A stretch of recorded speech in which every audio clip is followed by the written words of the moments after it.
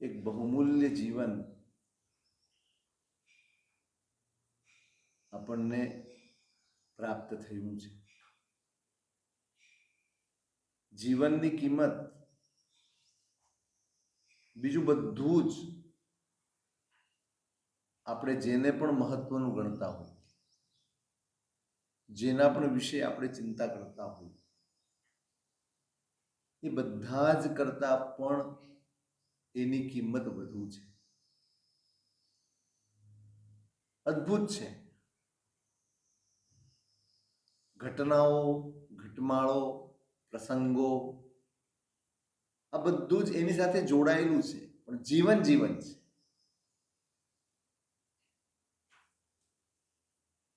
આ આપણને મળેલી એક ભેટ છે. મનુષ્ય તરીકેનો આપણો અવતાર, મનુષ્ય તરીકેનો આપણો જન્મ, મનુષ્ય તરીકેનું આપણું જીવન એ કર્મસત્તા તરફથી મળેલી એક ભેટ છે, એક ગિફ્ટ છે. મોટા ભાગે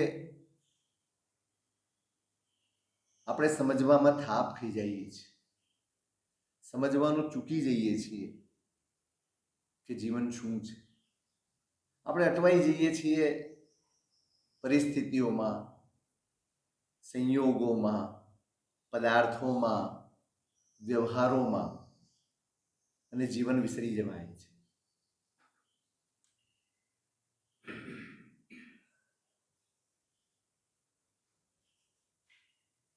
જીવન વિસરી ગયા પછી જે બચે છે એ તો માત્ર અહીંયા જે છે એટલું જ હોય છે. જીવન તો શાશ્વત છે. આપણે આજે જે છીએ એના પહેલા પણ એ હતું, અને અહીંથી આપણે વિદાય થઈ જઈશું ને એ પછી પણ જીવન તો હશે જ. જીવન સમાપ્ત થવાનું, ખોખું બદલાઈ જશે, પરિસ્થિતિઓ બદલાઈ જશે, લેણ દેણ બદલાઈ જશે, પરિવાર બદલાઈ જશે, પરિસ્થિતિઓ બધું જ બદલાઈ જશે. જીવન જીવન રહેશે. જીવન માણવાનું છે, જીવન અનુભવવાનું છે.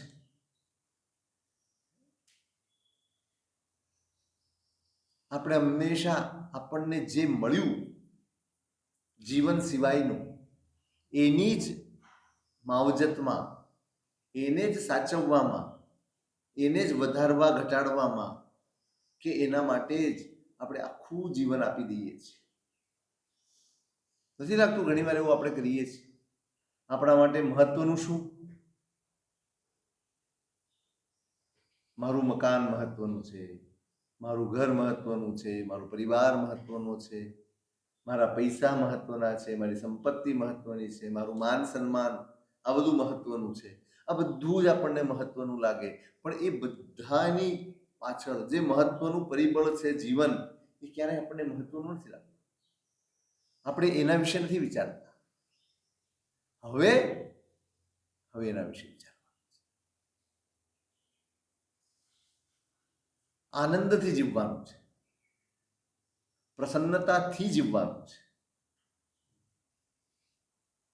કર્મસત્તા કહો, કુદરત કહો, પ્રકૃતિ કહો, જે કંઈ પણ કહો, એના તરફથી જે કંઈ પણ મળે છે જીવનમાં, જો જીવનમાં ચડાવ ઉતાર આવ્યા જ, કોઈનું જીવન એક સરખું ક્યારેય પૂરું થતું નથી. ક્યારેક કોઈ પહેલા નીચે હોય છે પછી ઉપર આવે છે, ક્યારેક કોઈ પહેલા ઉપર હોય છે પછી નીચે આવે છે. ચાલ્યા જ કરે છે, ચડ ઉતર ચડ ઉતર ચડ ઉતર ચાલ્યા જ કરે છે. આ અનંત ઘટમાળ છે. સંસાર છે ત્યાં સુધી આ ઘટમાળ ચાલવાની જ છે. એનો છેડો નથી આવતો, એનો કોઈ તોડ નથી.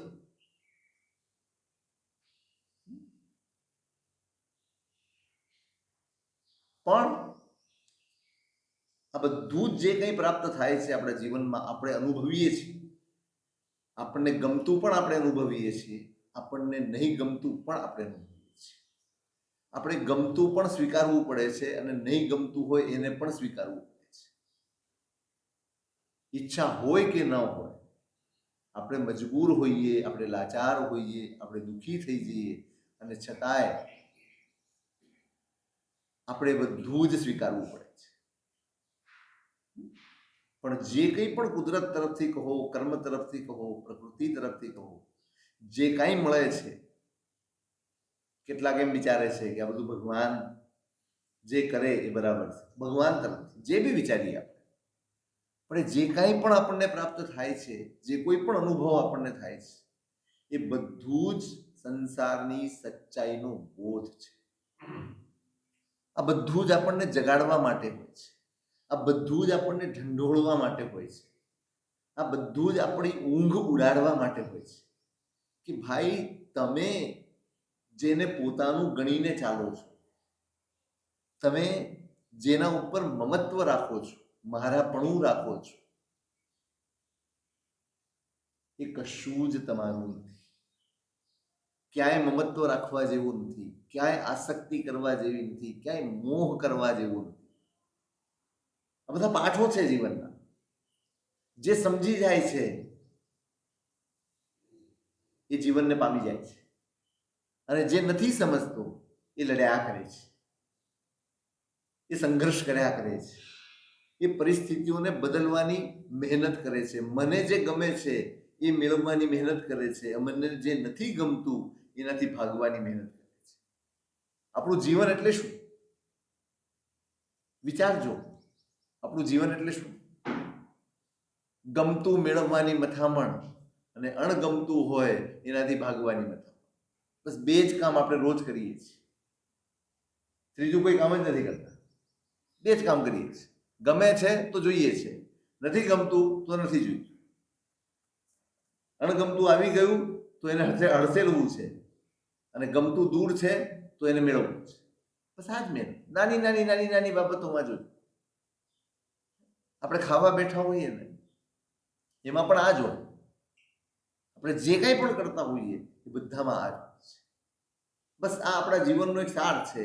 ગમતું હોય એને મેળવવાની મથામણ કરીએ, અને અણગમતું હોય એનાથી ભાગવાની મથામણ. આપણા જીવનનો સરવાળો છે. આ જ ગણિત છે. પણ કુદરત તરફથી જે મળે છે આપણને, પ્રતિકૂળતા પણ મળે, બધું જ મળે, પણ એમાંથી એક બોધ પેદા થાય છે કે આ સંસારમાં આપણે જેના માટે મહેનત કરીએ છીએ એ વાસ્તવમાં આપણું નથી, અને જેના માટે મારે મહેનત કરવાની છે એ તો કંઈક જુદું જ છે.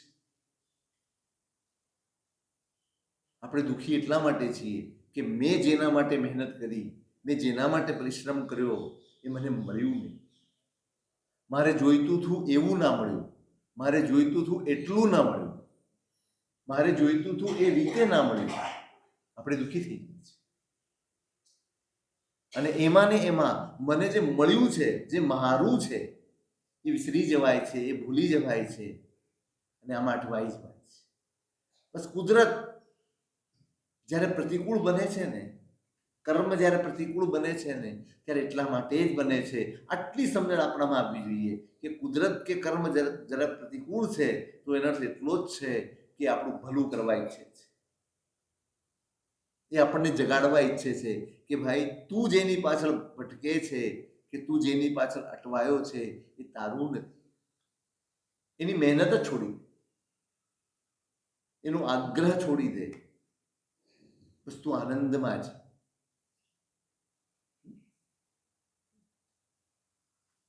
કોઈ વિષાદ ન રાખો, કોઈ વિષાદ. આજે આપણને એમ લાગતું હશે તમે અહીંયા રહો છો બધા, તમારા મનમાં બધું યાદ આવતું હશે ને ક્યારેક? દીકરો યાદ આવે, દીકરી યાદ આવે, પરિવાર યાદ આવે, એ બધા જ વ્યવહારો યાદ આવે. નાનપણથી આપણે મહેનત કરી હોય, નાનકડી ખોલીમાંથી આપણે એક ઘર સુધી, આપણા પોતિકા ઘર સુધી આપણે પહોંચ્યા હોઈએ, આપણે બધાને પહોંચાડ્યા હોય, તો એ બધું જ આપણને યાદ આવે. યાદ આવે ત્યારે શું વિચાર આવે? દુઃખ થાય, રડવું આવે, ખેદ થાય? નહીં. ક્યારેય ખેદ કરતા નહીં. જેણે બીજા માટે કર્યું છે ને એની નોંધ પ્રકૃતિ રાખે છે. એની નોંધ કર્મસત્તા રાખે છે, એની નોંધ કુદરત પાસે હોય છે, અને એનો હિસાબ થશે. આપણે કર્યું છે આપણી ફરજ સમજીને, આપણે કર્યું છે આપણું કર્તવ્ય સમજીને, અને આપણે જે કર્યું છે ને, બહુ વાસ્તવિક છે. આપણે જે કર્યું છે ને એ આપણું જન્માંતરનું દેવું ચૂકવવા માટે કર્યું છે. ક્યાંક આપણે પણ કોઈકનું લઈને આવ્યા છીએ, કોઈકનો પ્રેમ લઈને આવ્યા છીએ, કોઈકની નફરત લઈને આવ્યા છીએ, અને આવીને એ બધું જ આપણે ચૂકવવાનું હોય છે. બધું જ ચૂકવવાનું હોય છે. આપણે ચૂકવી રહ્યા છીએ.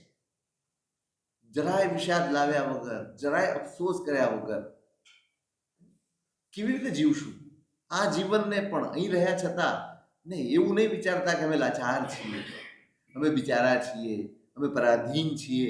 નહીં, તમે લાચાર નથી, તમે બિચારા નથી, તમે પરાધીન નથી. તમે અહીંયા પણ વાતાવરણને તાજુમાજુ રાખી શકો, તમે અહીંયા પણ વાતાવરણને હસતું, રમતું, ખેલતું રાખી શકો, બધું જ કરી શકો, ઘણું બધું કરી શકો, ઘણું બધું કરી શકો. આપણે મનુષ્ય એક ભૂલ હંમેશા કરે છે, વિષાદની પળોને વારંવાર યાદ કરે છે. જીવનમાં ઘટેલી ઘટમાળોમાં જે દુઃખની ઘટમાળો હોય એને જ વધુ યાદ કરે છે. જે આપણને ન ગમતું બન્યું હોય એ બધું જ આપણે વારંવાર એનું સ્મરણ કરીએ છીએ, અને આપણે આપણી જાતને દુઃખી કરતા રહીએ છીએ. થાય છે ને? શું કરશું? શું જીવનમાં માત્ર દુઃખ જ આવ્યા છે કે સુખ પણ આવ્યા છે? એવું હોય જ નહીં. સુખ આવ્યા જ હોય. ઘણાએ આપણને પ્રેમ કર્યો હશે, ઘણાએ આપણને આપણા માટે ઘણું બધું કર્યું હશે. આપણે કોઈકને પ્રેમથી ઘણું બધું કર્યું હશે, કોઈકે આપણા માટે કર્યું હોય, આપણે કોઈકના માટે કર્યું હોય. અઢળક એવી પળો છે, અઢળક એવા પ્રસંગો છે, એવી ઘટનાઓ છે કે જેણે આપણને જીવનમાં આનંદ આપ્યો હોય, પ્રસન્નતા આપી હોય, આપણે હસ્યા હોઈએ, ખિલખિલાટ હસ્યા હોઈએ, એવા જીવનમાં પ્રસંગો બન્યા જ છે. કોને યાદ કરીશું? વિષાદની પળોને યાદ કરીશું કે પ્રસાદની પળોને યાદ કરીશું?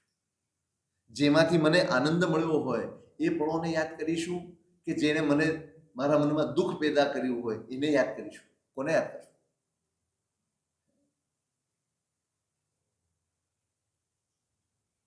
બસ એ પળોને યાદ કરો. કુદરતે આપણને ઘણું બધું આપ્યું. ધન્યવાદ આપો, ધન્યવાદ આપો. સવારે ઉઠીએ, આંખ ઉઘડે એ સાથે જ પહેલો શબ્દ આવવો જોઈએ, ધન્યવાદ. આ પ્રભાત હું જોઈ શકી રહ્યો છું, અમે જોઈ શકીએ છીએ. આ જ પ્રભાત છે જેમાં કેટલાય જીવો આંખ ઉઘાડી નહીં હોય, ઘણા ઉઠ્યા નહીં હોય, અને ઉઠ્યા હશે તો કેટલાયને હોસ્પિટલ ભેગા કરવા પડ્યા હશે, કંઈક દોડધામ થઈ રહી હશે, બધું જ થઈ રહ્યું હશે. હું સ્વસ્થ ઉઠ્યો છું, ધન્યવાદ.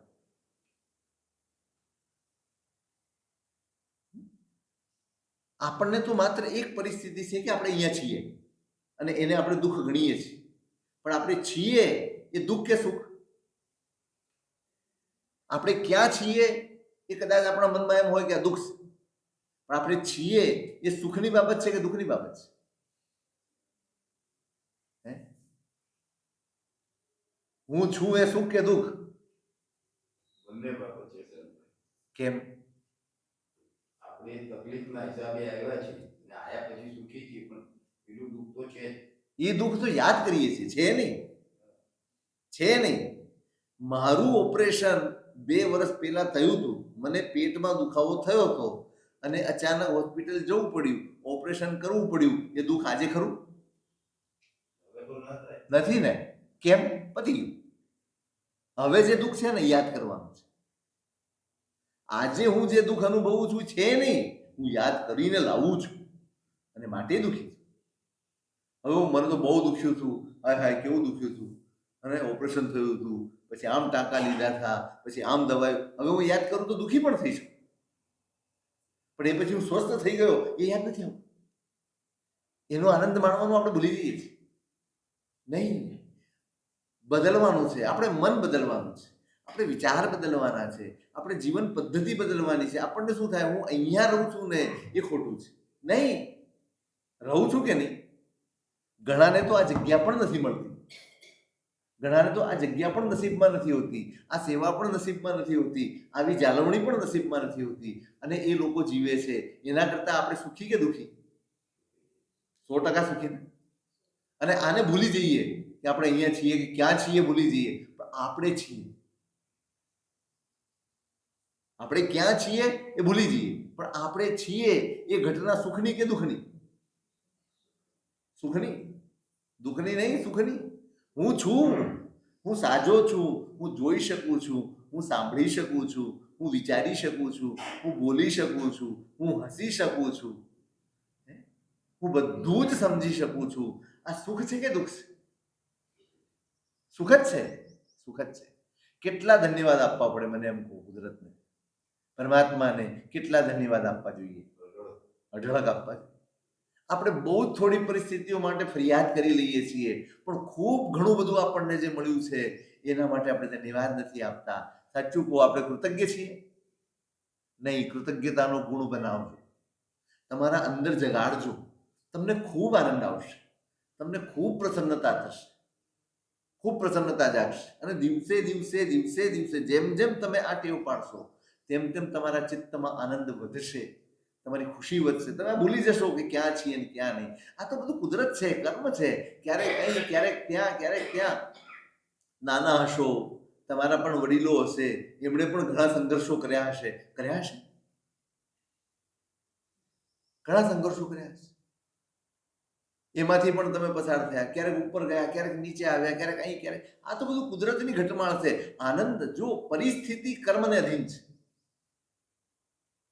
કોઈ પણ પરિસ્થિતિ આવે એ કોને અધીન છે? મારું કર્મ, મારું પ્રારબ્ધ, મારું ભાગ્ય, એને અધીન મારી પરિસ્થિતિઓ છે. પણ મારું મન કોને અધીન છે? બહારની પરિસ્થિતિ એની ઉપર પ્રારબ્ધ કે કર્મનું આધિપત્ય છે, પણ મારી પ્રસન્નતા ઉપર કોની માલિક?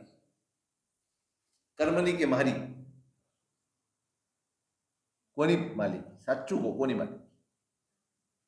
માનવીનો સ્વભાવ છે, ભૂતકાળને ભૂલી શકતો નથી, વર્તમાનમાં જીવી શકતો નથી. માનવીનો નહીં, નબળા મનના માનવીનો સ્વભાવ છે. બરાબર. તમે એ ઘટના યાદ કરો. દશરથને નિવૃત્ત થવું છે, રાજપાટ કોને સોંપવું, આ બધી જ જવાબદારી સહજ હતું રામને સોંપી દઈએ. કોઈ ઈચ્છા નથી મેળવવાની, કોઈ લાલસા મનમાં નથી મેળવવાની, કોઈ આતુરતા પણ નથી, કોઈ ચિત્તમાં એવું નથી ક્યારે મને રાજ્ય મળે.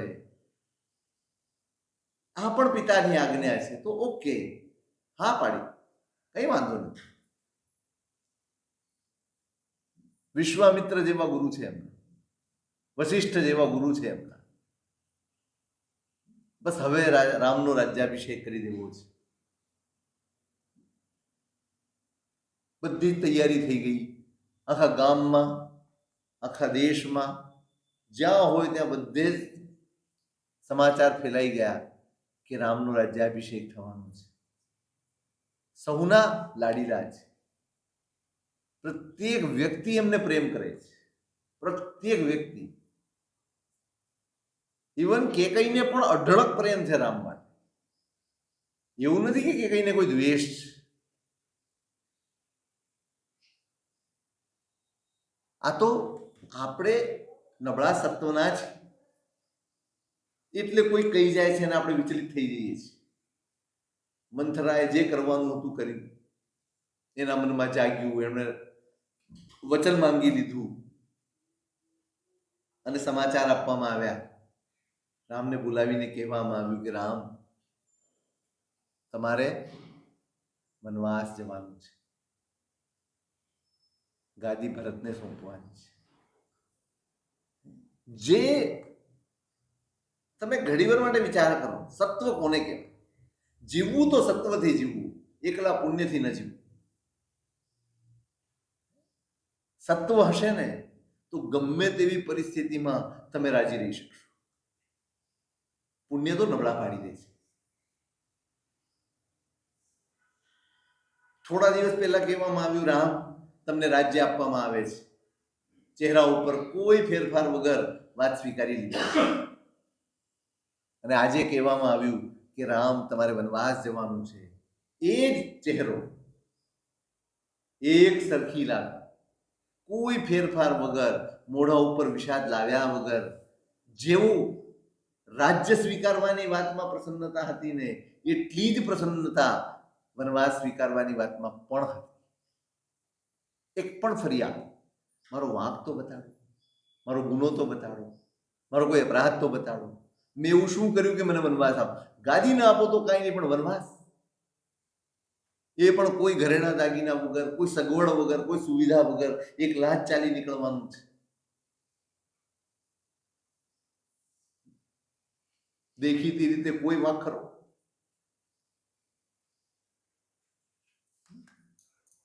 અને આ પરિસ્થિતિ આવીને એમના જીવનમાં ઊભી રહી એક ક્ષણભર માટે. આપણે ઘણીવાર છૂટી જઈએ છીએ. એ રામ હતા, એ જે હતા ને એ આપણે પણ છીએ જ. આપણે એને જગાડવાનું કામ જ નથી. આપણી અંદરના સત્વને જગાડવાનું આપણે શીખ્યા જ નહીં. આપણે જગાડવાનું કામ કર્યું જ નહીં. આપણે હંમેશા, અત્યારે તમારી ઉંમર છે અને તમારે લાકડી લઈને ચાલવાનું છે, એમ આપણે પુણ્યના ટેકે ટેકે ચાલ્યા છીએ. આપણે સત્વના બળ ઉપર નથી ચાલ્યા, આપણે પુણ્યની લાકડીને પકડીને ચાલ્યા. આપણે લાકડીના ભરોસે ચાલ્યા, પગના ભરોસે ન ચાલ્યા. પુણ્ય છે ને આ લાકડીની જગ્યાએ છે અને સત્વ એ આપણા પગની જગ્યાએ છે. કોને સાચવશું? શું સાચવવું જોઈએ? લાકડી વધારે સાચવવી જોઈએ, પગ વધારે સાચવવું?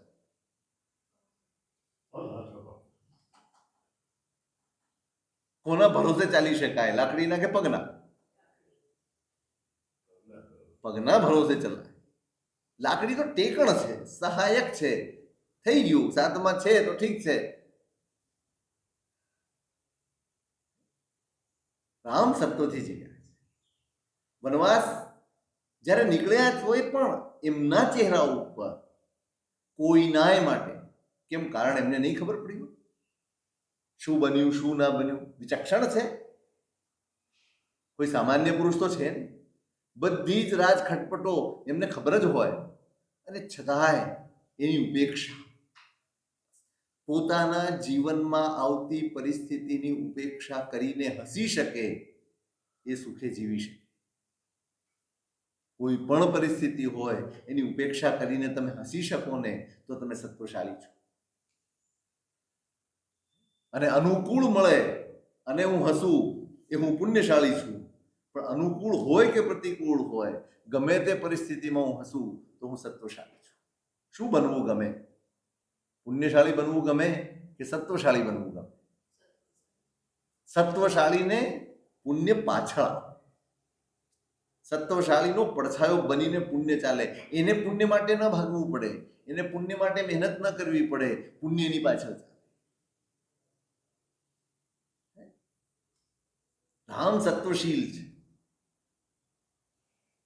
કઈ તરફ જતી વખતે પણ જે નજર કરી હશે ને એમાં પણ એમના માતૃત્વને વંદન જ હશે. એને ક્યાંય નફરત ભરી નજર નહીં કરી કે આના લીધે મારે જવું પડે છે, નહીં. આપત્તિ આવે, જીવનમાં પરિસ્થિતિઓ આવે, જેણે આપણી પરિભાષામાં એમ કહેવાય ખાટલેથી પાટલે, પાટલેથી ખાટલે એવું જીવન જીવ્યું હોય અને અચાનક ઉઘાડા પગે જંગલની વાટે ચાલ્યા જવું પડે, આ કોઈ જેવું તેવું દુઃખ છે? આપણા જીવનમાં તો આવું કંઈ નથી બન્યું. આપણા જીવનમાં તો આવી કોઈ ઘટના નથી બની. કોને માગો?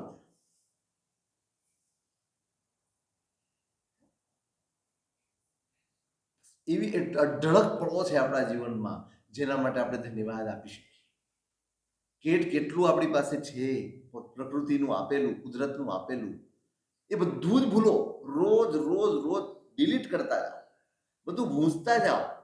જે કંઈ પણ પાછળના દુઃખદ સ્મરણો છે એ બધાને ભૂંસતા જાઓ અને ઉપકાર ભાવથી, કૃતજ્ઞ ભાવથી પોતાની જાતને, પોતાના હૈયાને ભરતા જાઓ. ખૂબ છે આપણી પાસે જેના માટે આપણે કુદરતને ધન્યવાદ આપીએ.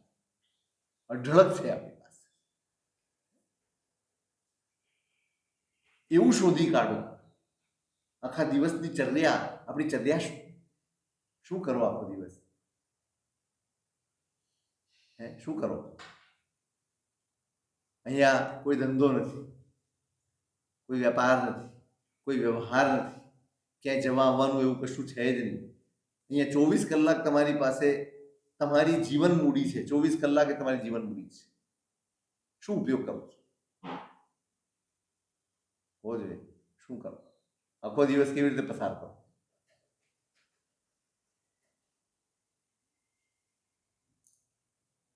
બોલો બોલો.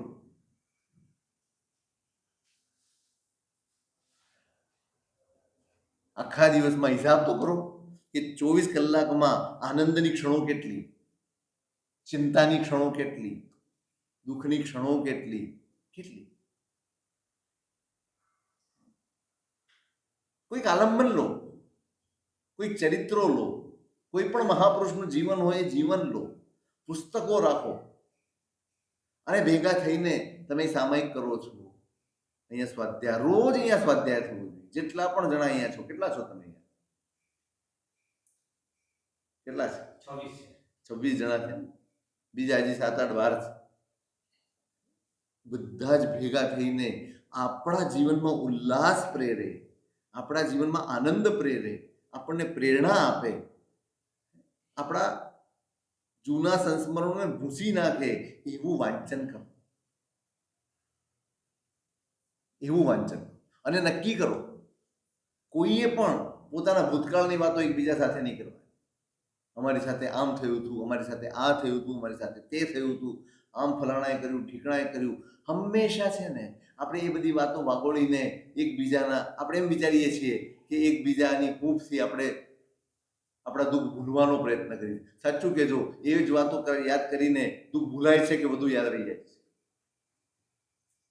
નક્કી કરો, બધાએ ભેગા થઈને નક્કી કરો કે આજ પછી ક્યારેય આપણા ગઈકાલ સુધીના કોઈ ભૂતકાળની એવી વાતો કે જેમાંથી આપણને વિષાદ મળે, દુઃખ મળે, મનમાં સંતાપ મળે, એવી કોઈ વાત અરસપરસ કરવી નહીં.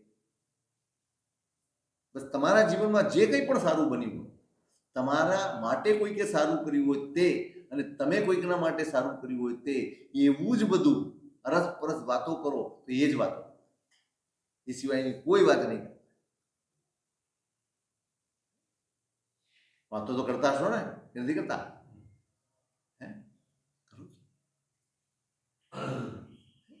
એવી વાતો, એવું વાંચો. છાપાય વાંચતા હશો તમે, વાંચો છો ને બધા? એ છાપામાં જે કંઈ પણ સારું હોય એની ચર્ચા તમારી અરસપરસ થવી જોઈએ. આ ઘટના કેવી સારી બની, નહીં એ નબળા સમાચારો, ફલાણે આમ થયું, ઢીકણે તેમ થયું, અને આમ થયું. સમાચાર તો નબળા જ આવવાના છે. હવે આપણો સમય નબળા સમાચાર શોધીને વાંચવાનો સમય નથી, સારા સમાચાર વાંચીને પોતાના ચિત્તને આનંદિત કરવાનો સમય છે, પ્રસન્ન રાખવાનો સમય છે. નબળી ઘટનાઓ તો બનવાની જ છે, આ સંસાર બનવાની જ છે. ટીવી જોતા હો તો એમાં પણ એવા સમાચારો. આપણે કયા સમાચારનો સંગ્રહ કરવો? વાત એ છે કે હું સંગ્રહ શેનો કરું, વાત એ છે કે હું પકડું શેને, હું વાગોળું શેને, હું ચર્ચા શેની કરું, સારા ને કે નબળા નહીં. નક્કી કરો. જો તમે તમારા જીવનને પ્રસન્ન બનાવવા માંગતા હો, જો તમે તમારા જીવનમાં આનંદ વધારવા માંગતા હો, તો નક્કી કરો કે નહીં, સારા જ સમાચાર. અહીં ખૂન થઈ ગયું નહીં, ચોરી થઈ ગઈ નહીં, એક્સિડન્ટ થઈ ગયું નહીં, બલાત્કાર થઈ ગયો નહીં, અહીંયા આમ થઈ ગયું નહીં, અહીંયા તેમ થઈ ગયું, એ બધા એને એવોઇડ કરીને જે કંઈ પણ સારા સમાચાર હોય, જેમાંથી મને કંઈ પ્રેરણા મળે એવું હોય, જેમાં મને આનંદ, કોઈકની સારપને યાદ કરીને આનંદ માણવાની તક મળે, એવું જ મારે વાંચવું છે, એવું જ મારે વિચારવું છે, એવું જ મારે જાણવું છે. બદલવું પડશે. નહીં, અહીં લાચારીની જિંદગી નથી જીવતા, બરાબર યાદ રાખ. કોઈ લાચારી અનુભવ નથી કરવાની, કોઈ બિચારાપણું અનુભવવાનું નથી. આપણે અસહાય છીએ, આપણું તો કોઈ જ નથી. ભગવાન તો હંમેશા કહે છે કોઈ કોઈનું નથી. કહે છે ને, જ્ઞાનીઓનું વાક્ય તો આ જ છે ને, એગો હમ નથી મેં કોઈ, હું એકલો છું અને મારું. આપણો મોહ પ્રબળ થઈ જાય છે, આપણી મૂર્છા ઘન બની જાય છે, આપણી આસક્તિ ગાઢ બની જાય છે, મને બધું જ મારું લાગવા માંડે છે. ત્યારે કુદરત કંઈક પાઠ શીખવાડે છે આપણને અને એ બોધ કરાવે છે કે ભાઈ, બ્રહ્મા નહીં રહેતો, કોઈ તારું, કોઈ જ તારું. દુઃખ એમાંથી જ પેદા થાય છે કે જ્યારે હું મારું માની લઉં. તમે બિલકુલ બિચારા નથી, તમે બિલકુલ અસહાય નથી. બસ આવો વિષાદ મનમાં, હાય હાય હું એકલો છું, મારું કોઈ નથી. અરે, કુદરતે તમને તક આપી છે, કુદરતે તમને અવસર આપ્યો છે તમારા મંથન કરવાનું, અને આ બધી જ ઘટનાઓમાંથી તમારી જાતને ધીમે ધીમે ધીમે મોહના બધા જ પડળોને ભેદી અને બહાર નીકળવાની તક આપે છે. આ જ અવસર છે જ્યાં તમે તમારી જાતને કહી શકો કે ભાઈ, આપણી ભૂલ હતી કે આપણે આપણાપણું કર્યું, આપણી ભૂલ હતી કે મેં મારાપણું કર્યું. આ મારું છે, આ મારું નથી, આ સારું છે, આ સારું નથી, આ જોઈએ છે, આ જોઈતું નથી. આ બધું જ જે આપણે કરતા હતા એ આપણી જ ભૂલ હતી. અને પરમાત્માએ આ સ્થિતિ લાવીને આપણને શીખવાડવાનો જે ઉપક્રમ કર્યો છે એના માટે ધન્યવાદ. આજે હું અહીંયા છું ને એના માટે ધન્યવાદ. જો જીવનમાં કોઈ નબળી ઘટના ન બને ને તો માણસ જાગી જ ન શકે, જાગી જ ન શકે. કેવી રીતે જાગે? કેવી રીતે મોહ તૂટે? આઘાત વગર ન તૂટે. કેટલાય રોગો છે જે ઓપરેશન વગર મળતા જ નથી. આ ઓપરેશન છે, આ ઓપરેશન છે. ઓપરેશનમાં દુઃખ બહુ થાય, બહુ પીડા થાય, દુખાવો થાય, માણસ વ્યાકુળ થઈ જાય. હવે હાર્ટનું ઓપરેશન કરાવ્યું હોય કે પેટનું ઓપરેશન કરાવ્યું હોય કે મોટું કંઈક કરાવ્યું હોય તો પીડા કેવી હોય? એનેસ્થેસિયા આપીને કે પેઇન કિલર આપીને એને શાંત રાખવો પડે. બ્રેન ટ્યુમરનું ઓપરેશન થાય, કેવી પીડા થાય? ઓપરેશન માત્રમાં પીડા છે. આ જે કોઈ પણ આપણું અત્યારની આપણી પરિસ્થિતિ છે એમાં ક્યારેય લાચારી ન હોય. મારું કોઈ નથી, નહીં પ્રભુ, તમે તો હંમેશા કહેતા હતા કે આપણું કોઈ નથી. હું ભૂલમાં હતો કે હું સૌને મારા માનતો. ધન્યવાદ આપો કે આ ભ્રમ તોડવા માટે તમે જે પરિસ્થિતિ પેદા કરી છે ને એના માટે પણ ભગવાન તમારો જ, આજે આ પરિસ્થિતિ પણ તમારો ઉપકાર જ છે. કારણ કે મારા મોહને કે મારા ભ્રમને તોડવા માટે આ સહાયક છે. અંદરથી આનંદ અનુભવજો. ચાલો, જે કોઈથી નહીં થાય એમ હતું, કોઈ રીતે આપણો મોહ, મને સાચું કહો, જો આપણું પુણ્ય પાંસરું હોત, બધું જ અનુકૂળ હોત, તો આપણે એવું ક્યારેય અનુભવી શક્યા હોત કે કોઈ આપણું નથી? નહીં ને? ક્યારેક પુણ્યનો ઉદય ઘણો સારો, અનુકૂળતા મળે, પણ પાપનો ઉદય ઘણો સારો જો બોધ મળી જાય. પાપનો ઉદય છે, માની લીધું કોઈ કર્મનો ઉદય છે મારો, અને એના લીધે પ્રતિકૂળતા આવી છે, પણ જો એ મારા બોધનું કારણ બની જાય, જો મારા સમ્યક જ્ઞાનનું કારણ બની જાય, તો મારા માટે તો એ કર્મનો, એટલે અવળા કર્મનો ઉદય એ પણ મારા માટે તો ઉપકાર છે. પેલું નથી કહેતા, એકવાર બન્યું હતું, તમને બધાને કદાચ યાદ હશે, પેલું પ્લેન અકસ્માત થયો. હવે પ્લેન ઉડી ગયું, વાર હતી હજી નીકળવાને, અને લોકો લોન્જમાં સૂઈ ગયા હતા આરામથી. કેટલાક લોકો સૂતા જ રહી ગયા અને પ્લેન ઉપડી ગયું. જાગ્યા તો ખબર પડી, ઓહો પ્લેન, બહુ દુઃખ થયું. અરે અમારું પ્લેન ચૂકી ગયું, ગાડી અમારી ટિકિટ વ્યર્થ ગઈ ને પૈસા વ્યર્થ ગયા, આમ થયા તેમ થયા. કેટલો વિષાદ કર્યો મનમાં, કેટલું દુઃખ કર્યું મનમાં. કેટલાક તો રડવાય માંડ્યા, જરૂરી હતું, જવાયું નહીં, આમ નહીં તેમ નહીં. અને અડધો કલાક પછી ખબર પડી કે પ્લેન ક્રેશ થઈ ગયું. સારું થયું કે ખોટું? ઊંઘી ગયા હતા, જાગી ન શક્યા, પ્લેન ચૂકી ગયા, એ સારું થયું ખોટું થયું?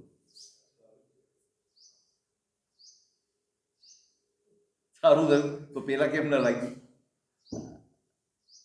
આપણે ચૂકી ગયા એનો વિષાદ હતો, દુઃખ હતું. અને જેવી ખબર પડી કે જે પ્લેન તમે ચૂકી ગયા છો એ જ ક્રેશ થઈ ગયું છે અને એમાં રહેલા બધા જ યાત્રિકો મરી ગયા છે, ત્યારે કેવું થાય? હાશ, પ્રભુએ મને બચાવ્યો. ત્યાં યાદ આવે આ ઉપકાર છે. બસ એમ જ્યારે આપણને પીડા આવે, આપણને તકલીફ આવે, આપણા જીવનમાં કોઈક એવી ઘટના બને ત્યારે આપણે વિચારવાનું કે ભગવાન એ મોહમાંથી તમે મને બચાવ્યો. બીજી કોઈ પરિસ્થિતિ નહોતી કે મારા મોહને તોડી શકે. બીજું કાંઈ એવું નહોતું કે જે મારા મનને જગાડી શકે, સાચું સમજાવી શકે. એટલે આ એક ઓપરેશન રૂપે તમે અમને આ પરિસ્થિતિમાં મૂક્યા છે, પણ આપણે તમારો ઉપકાર છે. એટલે વિષાદના અનુભવ થાય. અમે એકલા છીએ અને અમારું આમે કોઈ નથી દુનિયા, કોઈ ભગવાનને નથી ત્યાં, તો આપણા કોણ થવાના? આમે કોઈ આ કોઈનું છે નહીં. સહુ જેટલા પણ આપણી આજુબાજુ છે, જેટલા પણ આપણને વળગીને ચાલે છે, એ કોના લીધે ચાલે છે? કોના લીધે ચાલે છે? તમારી પાસે કંઈક છે, તમે ઉપયોગી છો, માટે તમે કોઈકને પોતાના લાગો છો. જે દિવસે આપણે ઉપયોગી ન હોઈએ ને, એ દિવસે આપણે કોઈને પોતાના લાગતા. આ વાસ્તવિકતા છે સંસાર. બહુ કઠોર પણ સાચી વાસ્તવિકતા છે. પેલો ખેડૂત છે ને, એ પણ બળદને કે ગાયને કે ભેંસને ક્યાં સુધી રાખે?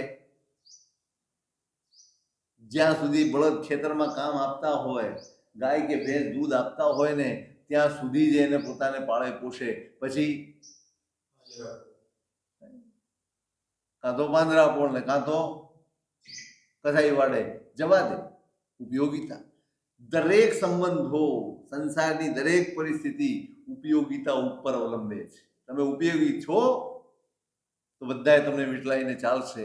તમે જે દિવસે ઉપયોગી નથી ને, એ દિવસે ધીમે ધીમે ધીમે બધા ખસતા જશે. અને ત્યારે આપણને એમ થશે કે મેં આમ કર્યું ને છતાંય આ લોકોએ આમ. આપણે કાંઈ નથી કર્યું. આ લોકો છોડીને નથી ગયા, એ તમને નથી છોડી ગયા. એ જેની સાથે જોડાયા હતા એ નથી તો ગયા. મધપુડા ઉપર માખી ક્યાં સુધી હોય? એ મધપુડાના લીધે છે કે મધના લીધે છે? મધપુડાના લીધે. મધપુડો તો આમ ના હોય છે, માખી એકી નથી આવતી. કેમ? મધ નથી અંદર. એમ આપણું પુણ્ય છે તો આપણી આજુબાજુ બધા આવે છે, આપણને બધા બોલાવે છે, આપણને બધા સન્માન આપે છે. જે દિવસે પુણ્યનું મધ ગયું એ દિવસે બધા ઉડી જાય. આપણે દુઃખી થઈ જઈએ છીએ, આપણે ખેદમાં આવી જઈએ છીએ. હાય હાય, આ કેમ થઈ ગયું? મને છોડી ગયા. તમને નથી છોડી ગયા. તમને વળગ્યા જ નહોતા તો છોડે છે ને? તમને પકડ્યા જ નહોતા, તમારા પુણ્યને જ પકડ્યું હતું. એ કયું તો એ ગયા. તમારા પૈસાને જ પકડ્યા. બસ તમારા પૈસા, તમારા પુણ્ય, તમારા માન સન્માન, તમારી પ્રતિષ્ઠા, એ બધાની પાછળ ચાલતા. કલ્પસૂત્રમાં એક વાત આવે છે.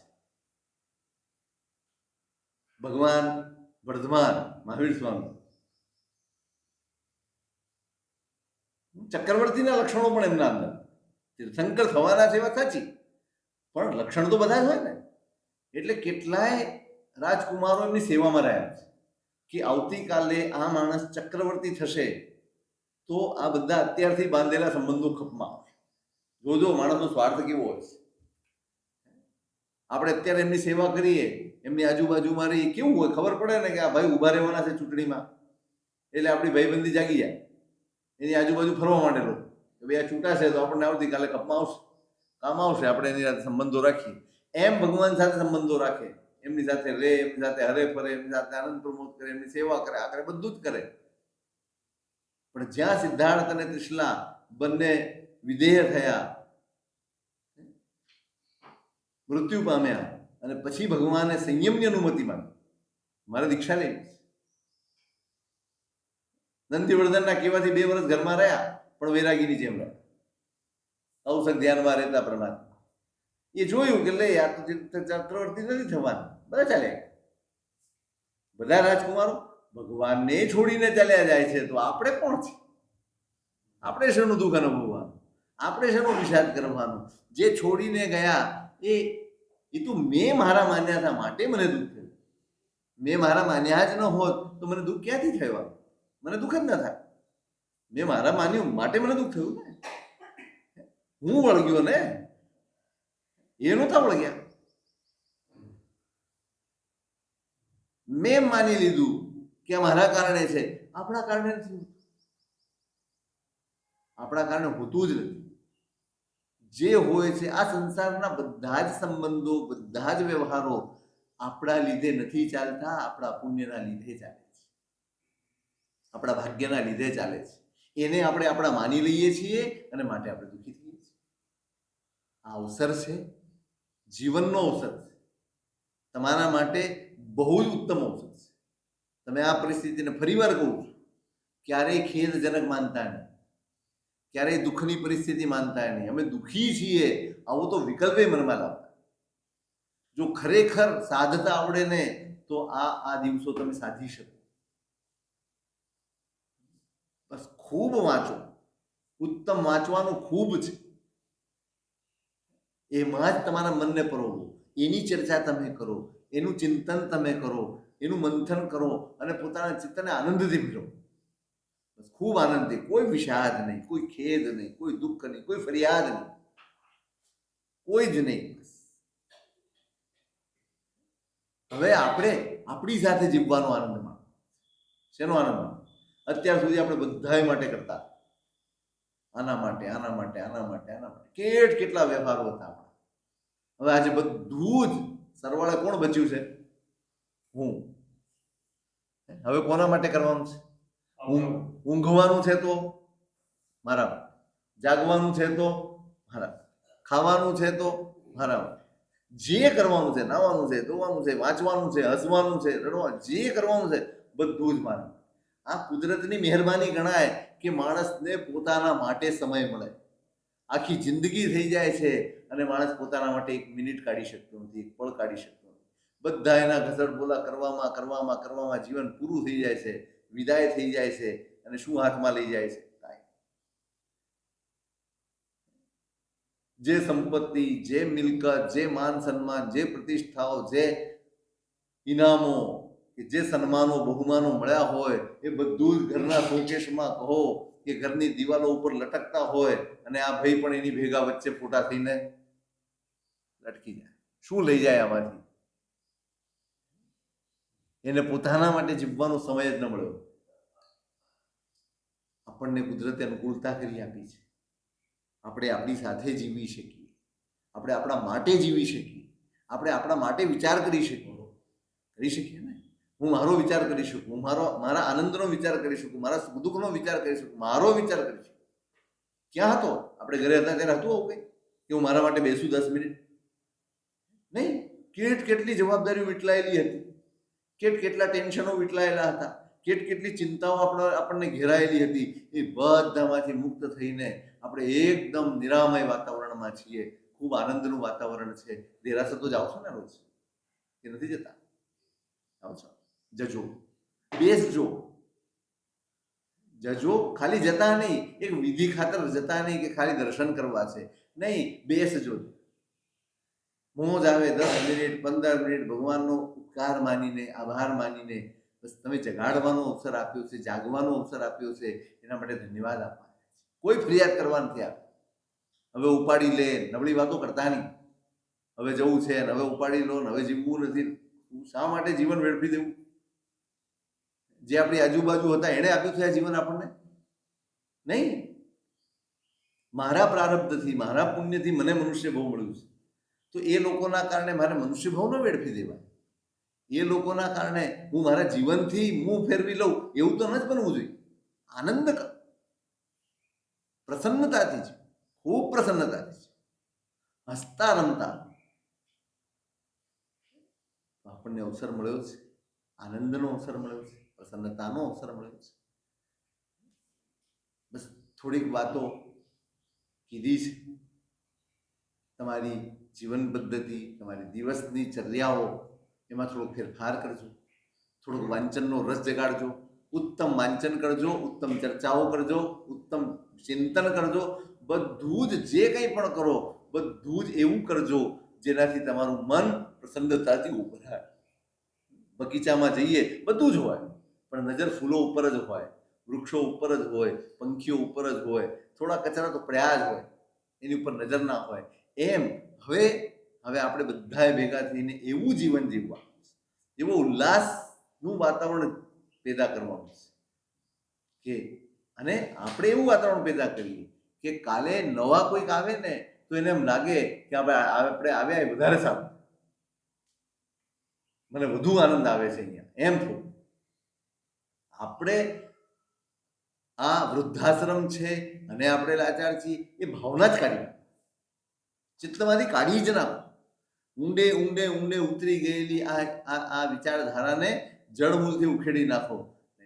આપણે આપણી સાથે રહેવાયા છીએ. ક્યાં રહેવાયા છે? આપણે આપણી સાથે રહેવાયા છીએ.